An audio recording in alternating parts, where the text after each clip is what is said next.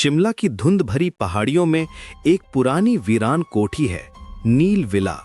उसकी दीवारों पर आज भी वक्त की सिलवटें और अनगिनत राज दफन हैं। लोग कहते हैं कि आज भी उस विला में एक अधूरी मोहब्बत की रूह भटकती है।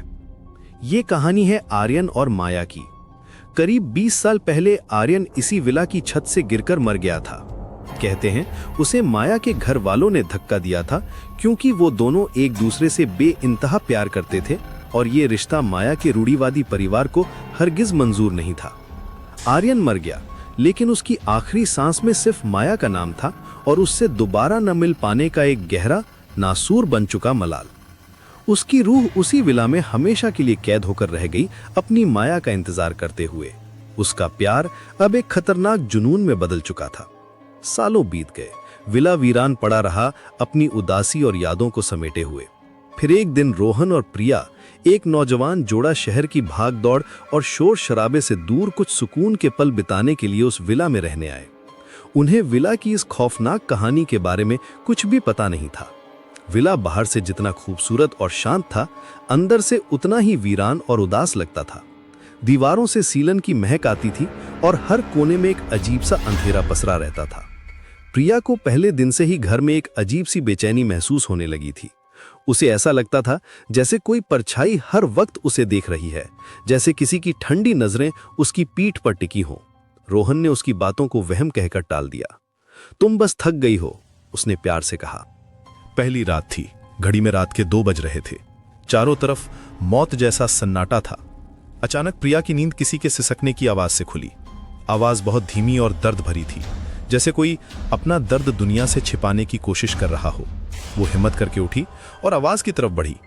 आवाज बाथरूम से आ रही थी, जिसका दरवाजा हल्का सा खुला था। उसने दरवाजा पूरा खोला, अंदर कोई नहीं था, लेकिन जब उसकी नजर शीशे पर पड़ी तो उसके होश उड़ गए। बाथरूम की ठंडक से शीशे पर जमी भाप पर किसी ने उंगली से लिखा था, वो कहां है।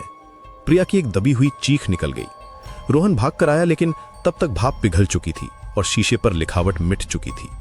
रोहन ने उसे गले लगाकर समझाया कि शायद उसने कोई बुरा सपना देखा है। अगली रात वो अनजाना डर अब रोहन के दिल में भी दस्तक देने वाला था। दोनों गहरी नींद में सो रहे थे कि अचानक रोहन को महसूस हुआ जैसे बिस्तर के पास कोई खड़ा है। उसने एक सड़ी हुई अजीब सी गंध महसूस की, जैसे बासी फूल और गीली मिट्टी की मिलीजुली महक हो। उसकी आंखें खुली, लेकिन कमरे में कोई नहीं था, पर वो एहसास इतना सच्चा था कि रोहन की नींद उड़ गई और उसका दिल जोर जोर से धड़कने लगा। उसे अब यकीन होने लगा था कि इस घर में कुछ तो गड़बड़ है, कुछ ऐसा है जो इन्हें यहां से चले जाने का इशारा कर रहा है। उसने प्रिया को कुछ नहीं बताया ताकि वो और ना डरे। तीसरी रात क़यामत की रात थी। प्रिया की आंख खुली तो उसने देखा कि रोहन बिस्तर पर नहीं है। उसने घबराकर इधर उधर देखा। रोहन बालकनी के दरवाजे के पास चुपचाप खड़ा था और धीरे धीरे उसी छत की ओर बढ़ रहा था जहां से सालों पहले आर्यन को धक्का दिया गया था। वो नींद में चल रहा था। उसके कदम इतने सहज थे जैसे कोई उसे खींच कर ले जा रहा हो। प्रिया का दिल उसके हलक में आ गया। वो उसे आवाज देते हुए उसकी तरफ भागी। रोहन, रुको, कहाँ जा रहे हो? जैसे ही प्रिया ने उसका हाथ पकड़ा, रोहन एक झटके से मुड़ा, लेकिन वो रोहन नहीं था। उसकी आंखें वो पूरी तरह से काली थीं। उनमें कोई सफेदी नहीं थी, बस एक गहरा खालीपन था। उसके चेहरे पर एक भयानक दर्द भरी मुस्कान थी और उसकी आवाज किसी और की लग रही थी। एक भारी, सदियों पुरानी आवाज में वो बोला, माया ने वादा किया था कि वो आएगी, मैं उसे ले जाने आया हूं। प्रिया के पैरों तले जमीन खिसक गई। वो एक पल में समझ गई कि ये आर्यन की रूह है जिसने रोहन के जिस्म पर कब्जा कर लिया है और वो उसे अपनी माया समझ रहा है। प्रिया ने खुद को छुड़ाने की बहुत कोशिश की, लेकिन लोहे जैसी वो पकड़ और मजबूत होती गई। घर के छोटे से मंदिर में जलता हुआ दिया अचानक एक तेज हवा के झोंके से बुझ गया। पूरे विला में घना अंधेरा छा गया। फिर प्रिया की एक दिल दहला देने वाली चीख गूंजी और उसके बाद एक खौफनाक अंतहीन सन्नाटा। अगली सुबह जब पुलिस विला पहुंची तो वहां कोई नहीं था। रोहन और प्रिया रहस्यमय तरीके से गायब हो चुके थे। घर का सारा सामान बिखरा पड़ा था, जैसे किसी ने बहुत संघर्ष किया हो।